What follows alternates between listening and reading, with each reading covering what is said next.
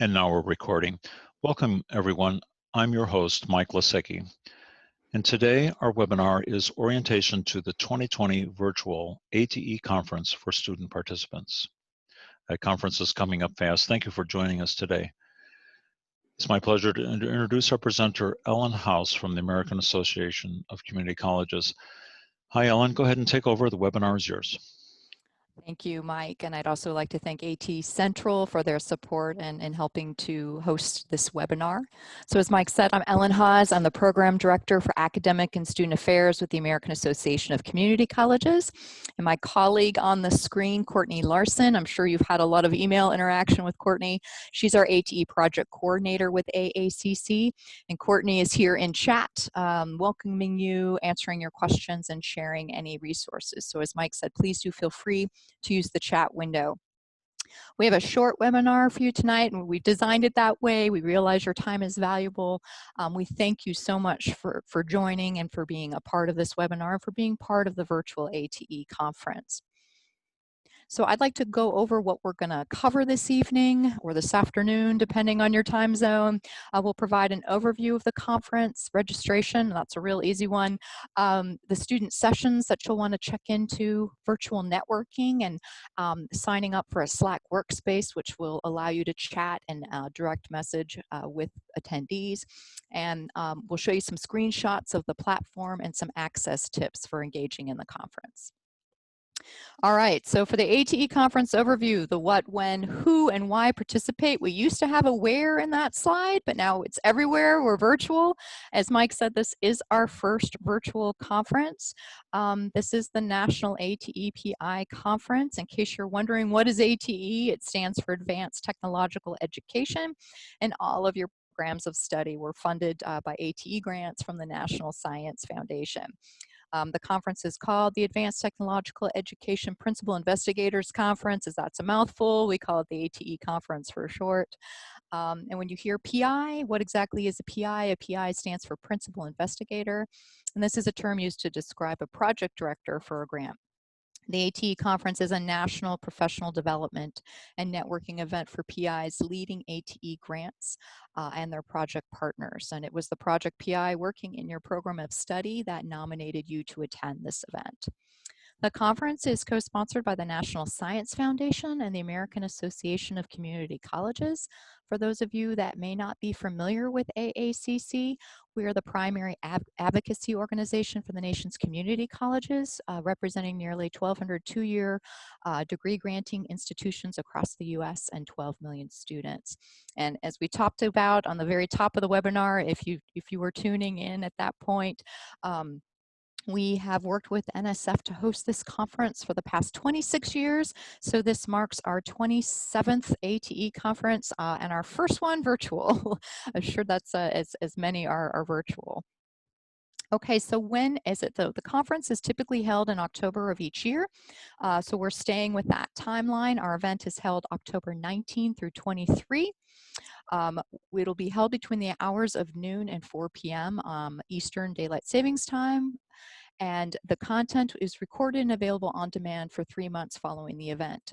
We spread out the content over a 5-day period where we have over 62 sessions, an AT Connects, your student poster session, and a Slack workspace, which I'll talk about in a little bit.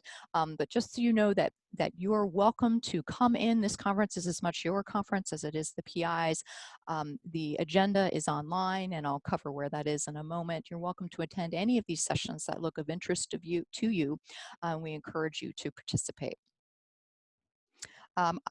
This is our conference website. Hopefully you've been there and you've looked at some of the resources for students or the flyer on how to prepare your poster for the student poster session.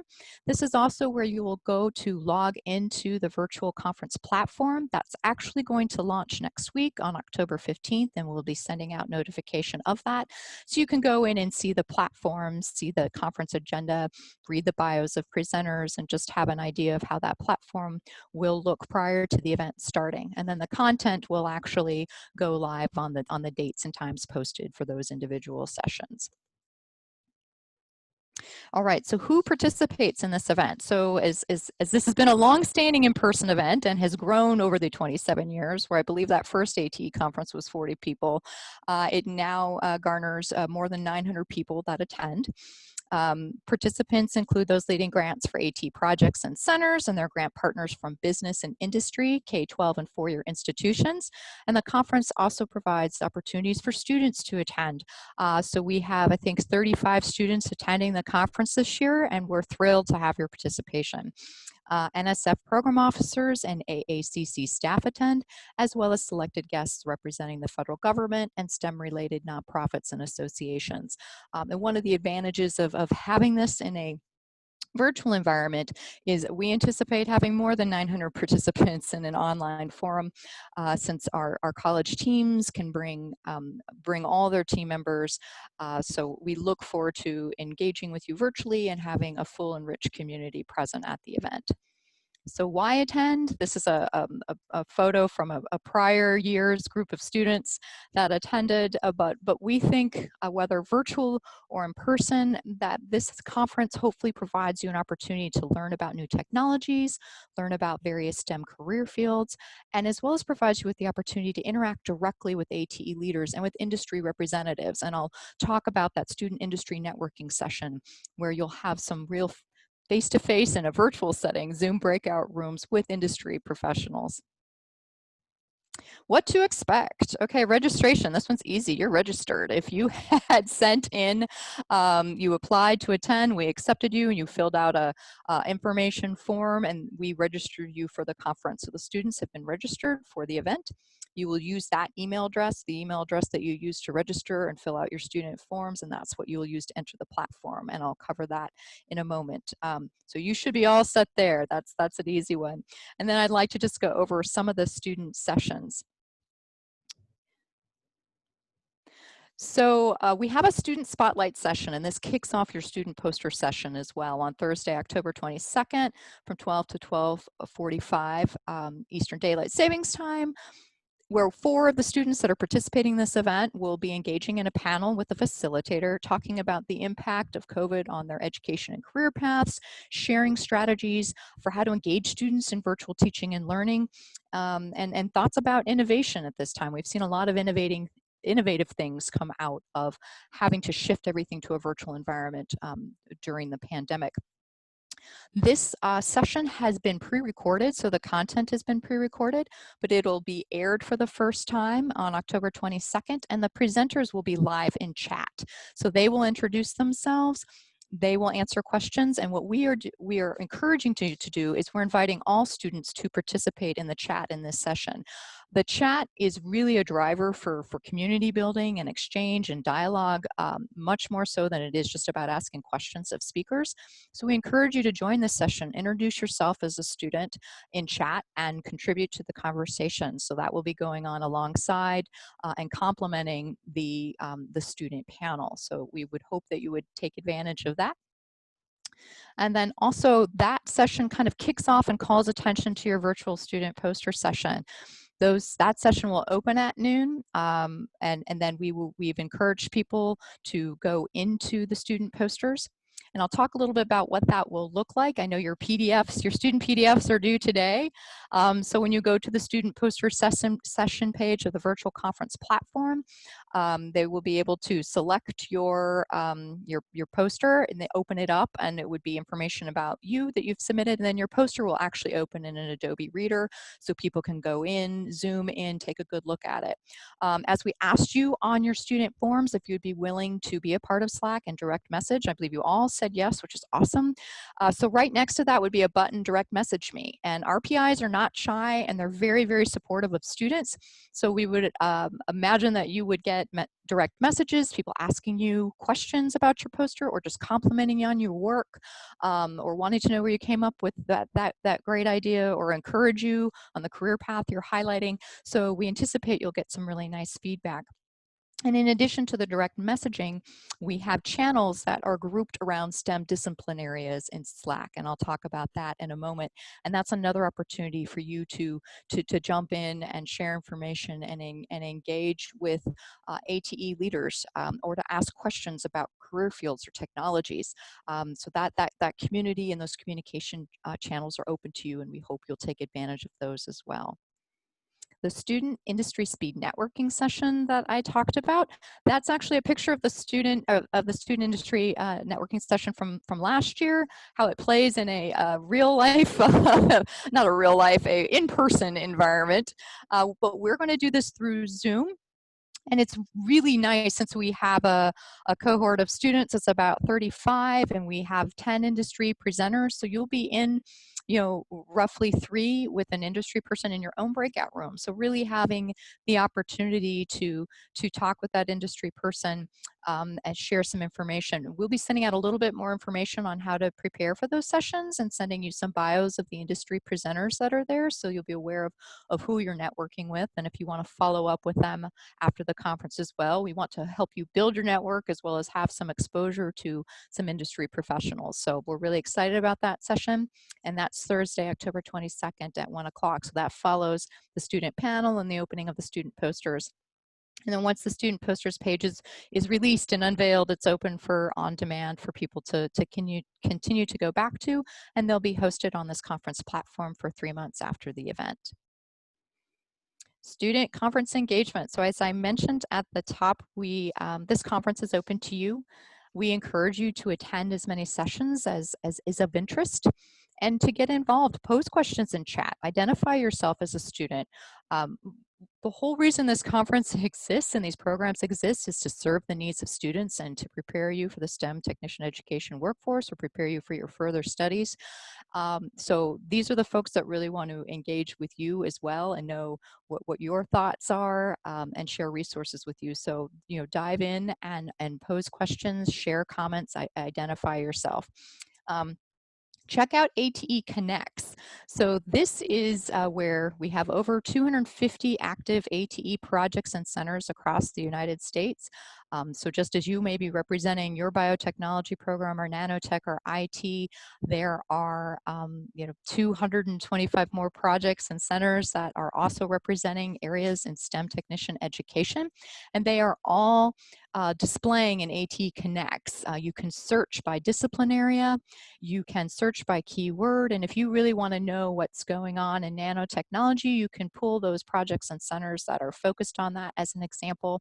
Click in there and you'll see a short video, you'll see a PDF of what this project and center is all about, and then you'll have the opportunity to direct message with those individuals and participate in those conference chats as well. So just to encourage you to check out AT Connects, as well as the conference sessions, as part of your participation.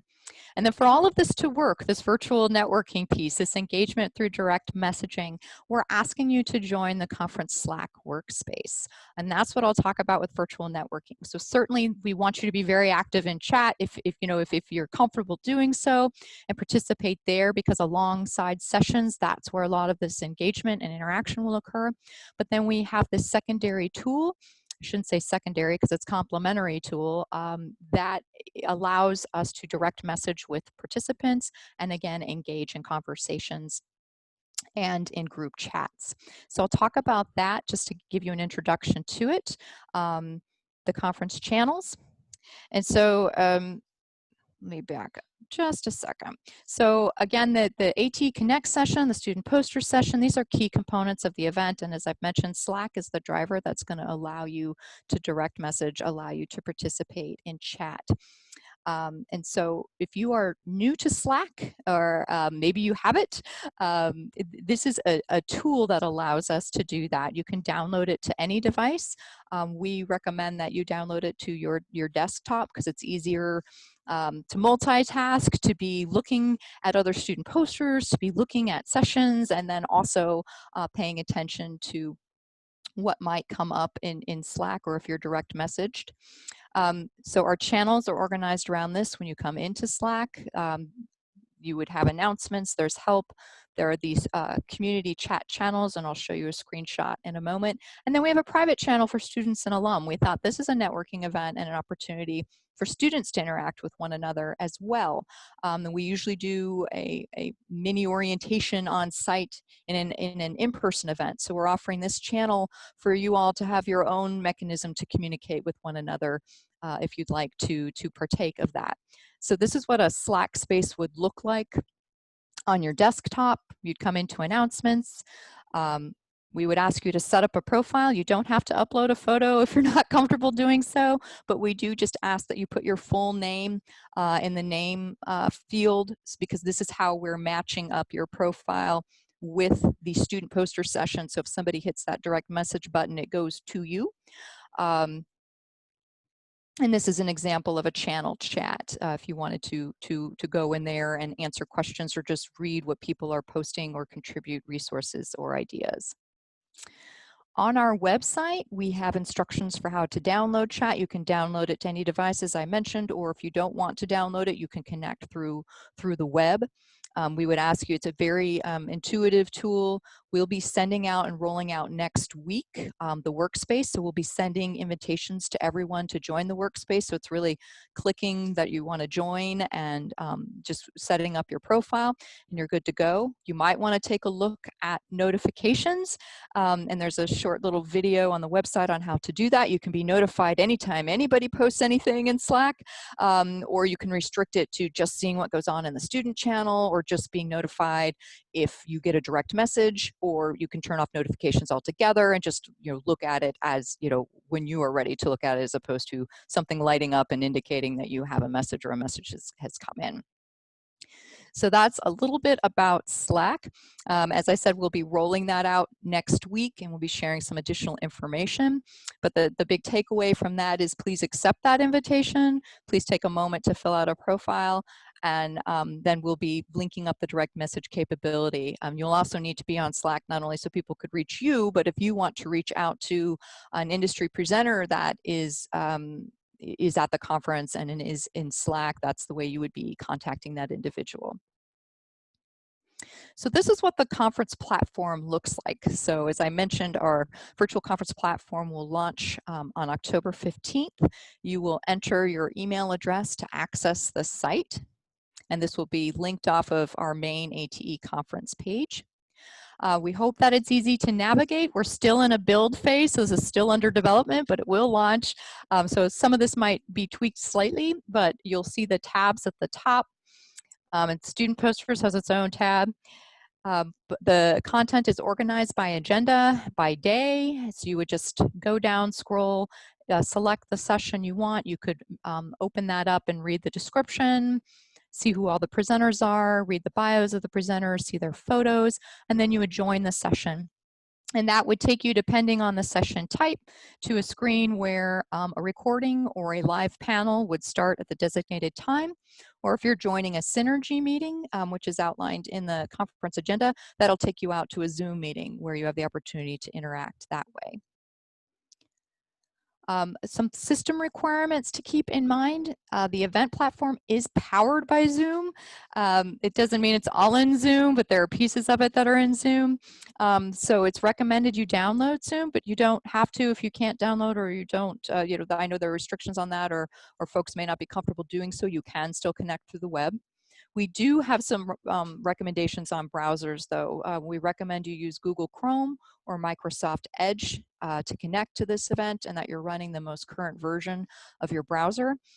We've been told the most common error our production team receives in terms of tech support when people come into tech support is that they're running Internet Explorer. So Internet Explorer it is just really buggy and not compatible with this platform. So we recommend that you don't use that browser. You'll want to think about your internet connection. Certainly if you're watching one of the live plenary sessions, that's going to take some more access. So we have on our website complete system requirements in terms of what a decent internet speed would be. So you might want to think about where you log in to attend this event if internet is potentially an issue.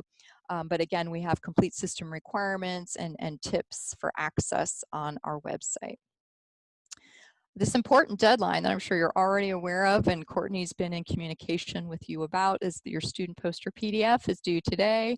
We'll be getting all those organized and posted to the conference website. And then once we have our Slack channels, everything set up, we'll be embedding that technology so you're able to communicate again through Slack and direct messaging each other. And certainly look at your fellow students' posters and go in and direct message them or go into your student chat channel and start a conversation. You're your own network as much as you are a part of this larger community and network. I put up Courtney's contact information because she is the student project coordinator for ATE, and I know you've had a lot of interface with Courtney, and she's amazing. And I'm sure she's addressing things in chat as I speak, but that is her email. And again, that is our conference website. And I know I've talked fast, but I'm trying to be cognizant of time for everyone. And this is questions and comments. So this is actually a photo from students from last year. I think though there are pluses and minuses to a virtual event, one of the minuses is I don't get to meet you physically in person. We always love having student attendees at this event. As I said, you're the reason we do this. So I'm thrilled that you're taking time at such a challenging time and a time where digital fatigue is really real to be a part of this virtual event and to join this community. So with that, I'll see if there are any questions, and thank you again for being on tonight. Ellen, thank you. It's Mike for that presentation of all those details. You know, our first question is really related to what you just said, and that is that, you know, the students have their commitments to their college and so on.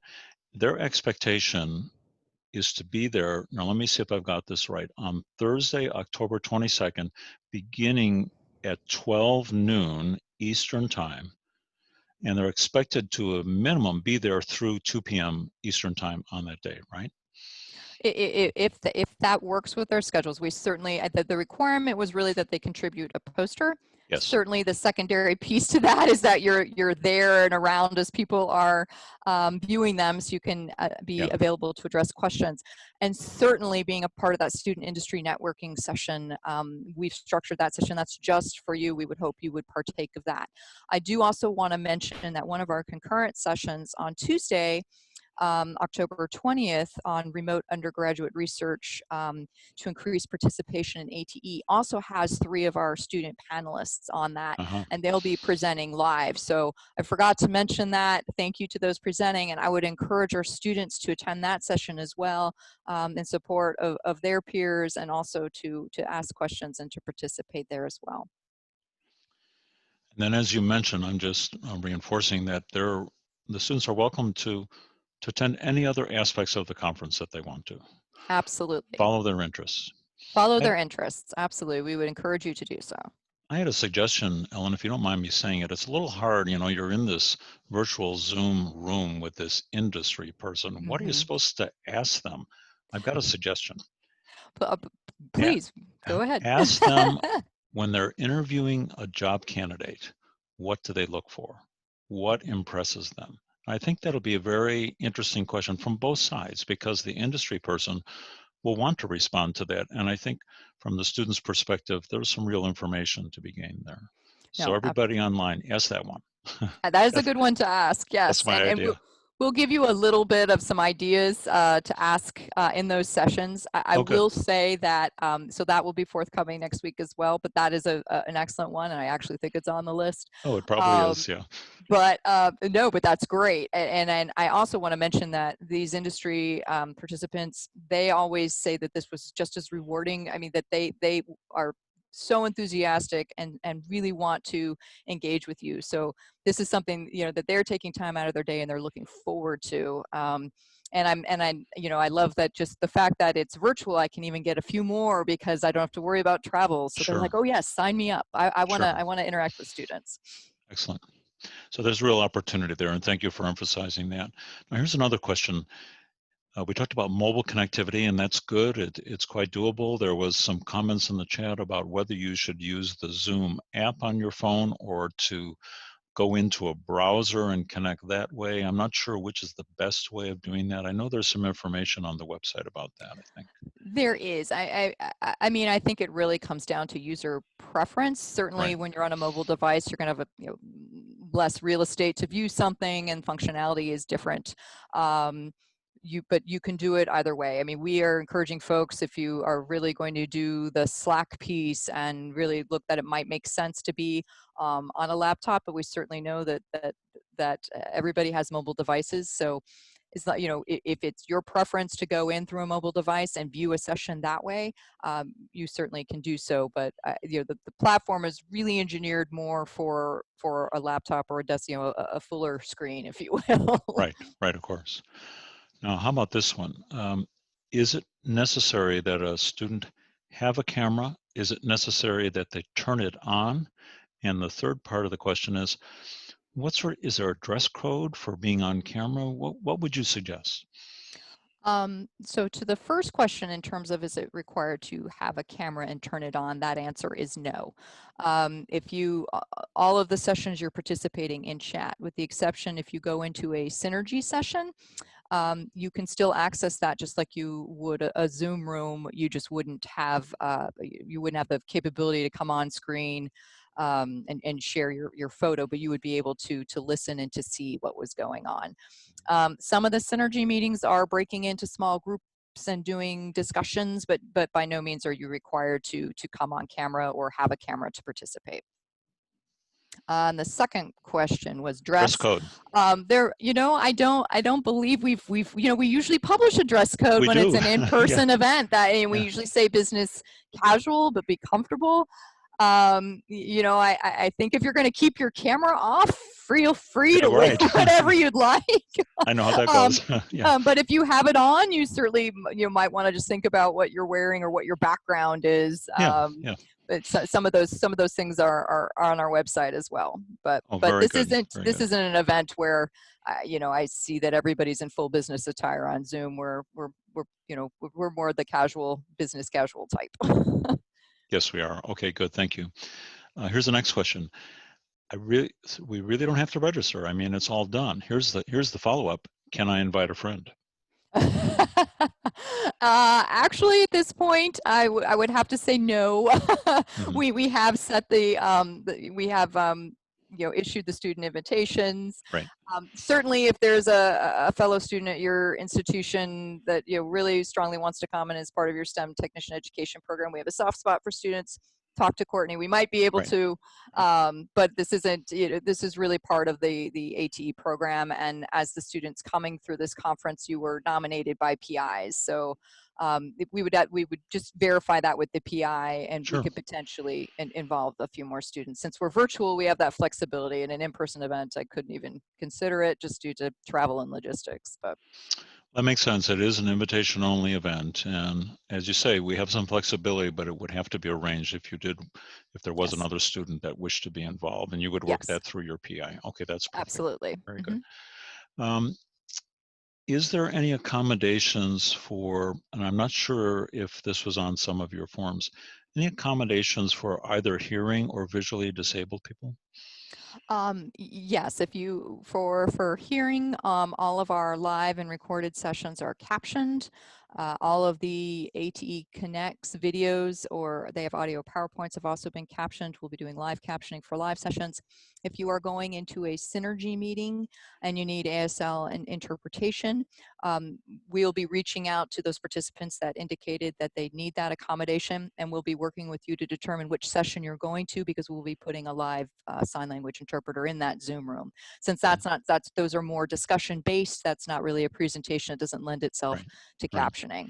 right. And in terms of if we need accommodations for site, that's just something we would need to reach out, and we would put you in touch with our production team, and they have some tools and some suggestions there that we can Good. impart. Excellent. Well, thanks you for making that available to attendees. Thank you. Mm-hmm. The final question that we have, let's see, I just want to make sure that I've captured them all. We've talked about registration, mobile, talked about the registration, whether we can add people. Oh, here's the last question. That ATE Connect session, boy, when you mentioned there was like over 200 projects there to look at, and then you said, and you can search them. So for example, I know one of the student teams is involved with autonomous technologies. They might want to search out other projects just to see what they're doing. I think that search function is a key thing. So we're really glad to see that. One of our attendees commented on that. So. Oh, that's good. That's intentional. We hope by giving search functionality and by grouping them in STEM discipline areas that we make that easier to find and to navigate and make those connections, learn about those programs, and then connect with those individuals. Okay, and one of our attendees has placed some interesting information in the chat. I'd like to direct everyone's attention there. Everything is bandwidth limited to an extent today, and Cheryl mentions that if you use the browser requires less data, and you might have a better bandwidth if you're using the Zoom access via browser versus the Zoom app. You might be better off bandwidth-wise, and that's good advice. That is good advice. Yeah, I mentioned too, I threw it into the chat, I'm always checking my internet speed. I tend to use the Google speed test, but there's many out there. And it's a good idea because just the other day, Ellen and I had to go in and reset my modem because something had changed, and it's worth doing before you prepare for a big event like this. Ellen, why don't you take us to your final slide? I think that's a contact information slide. Oh, I think it's just a thank you slide. Oh, it's a thank you slide. Even that's right. We know the contacts already. I introduced Courtney as the main contact, but certainly I'm accessible as well. Yes. Courtney, put your contact information in the chat once again. So how that email again? I know it's been in there a bunch of times. So she'll add that, Ellen, to make sure that we have that. So we've covered everything in 30 minutes. Perfect timing. That's what we shoot for, Ellen. And we appreciate all of the information today. There's Courtney Larson's email in the chat window. Thank you, Courtney. And colleagues, student participants, thank you for being part of this. I hope as you go forward in your careers, this will be an important point that you'll look back on as a stepping stone into your future career. Ellen, thank you again for the presentation today, and thank you, Courtney. Okay, thank you. Friends, this officially ends the formal session here. I'm going to turn off the recording. I'm going to stay on for a few minutes. There's one more question that's just popped up in the chat window, and I'll leave that, Ellen, for you and Courtney to respond to. So thank you again. Goodbye, everyone. All right. Goodbye. Thank you. You go ahead and turn off your share screen. There you go. Thank you.